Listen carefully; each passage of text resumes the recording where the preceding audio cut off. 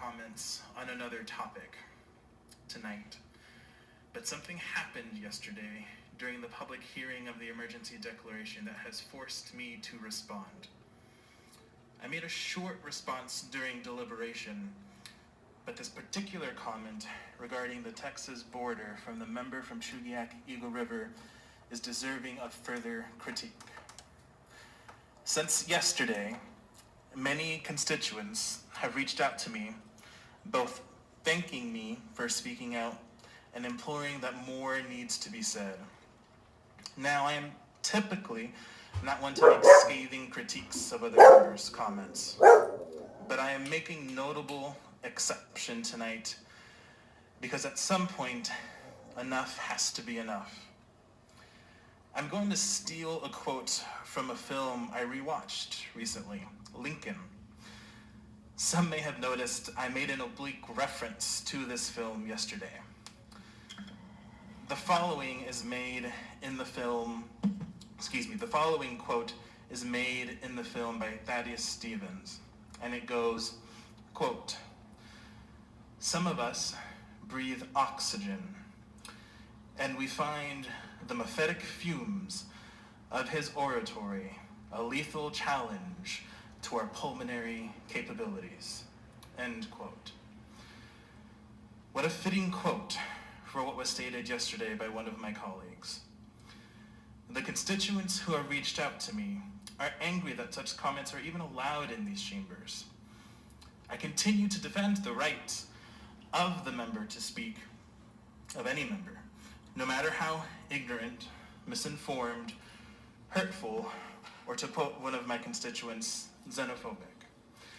And I also defend our right, ability, and at times like this, responsibility to speak out against these types of comments.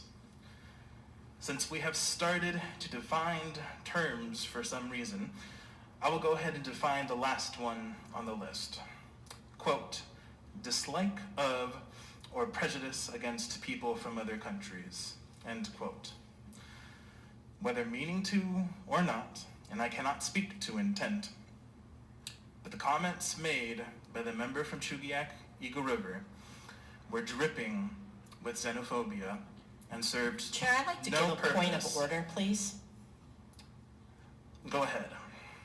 Are you accusing a Chugiak Eagle River member of something that you would just like to flat out say instead of flowering it? I'm going to finish my comments. So what are you actually accusing me of? I'm just going to say it right here in the public. Yeah, so I'm going to finish my comments. My words speak for themselves. And served no purpose but to further create a divide in our community. But moving beyond the political theatrics employed by my colleague, which, frankly, don't have a place in Anchorage, let's talk about the facts, with a couple of opinions thrown into the mix. Fact: the Department of Homeland Security has approved full funding of testing, isolation, and quarantine of migrants. Fact: Governor Abbott of Texas had refused to accept these funds to date.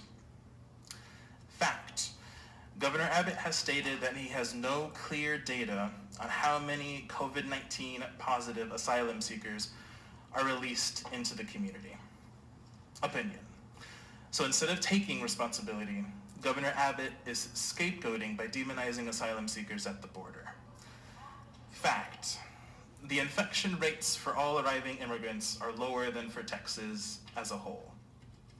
Opinion: could that possibly be due to Governor Abbott rescinding the mask mandate and other public health protections?